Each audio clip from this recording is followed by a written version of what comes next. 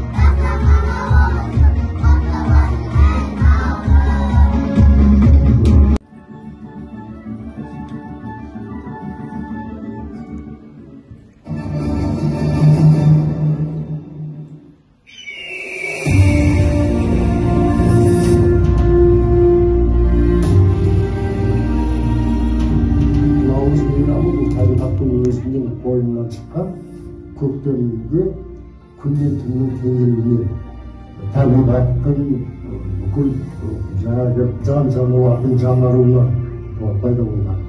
Осыған байланысты бұл енді біздің арғы ата бабаларымыз ең басында мына наурызды тойламас бұрын бір апта бұрын мына бүкіл жаңағы өзі тұрған ауылдың маңайын бәрін тазалайды екен. Арық атыздарды жөндейді, бұлақтар болса көзін ашады.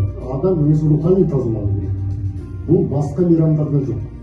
Рухани жаңа біреумен шықпаса, біреуге жаман ойласа, біреумен жаңа кек сақтап жүріп осының бәрін жою керек.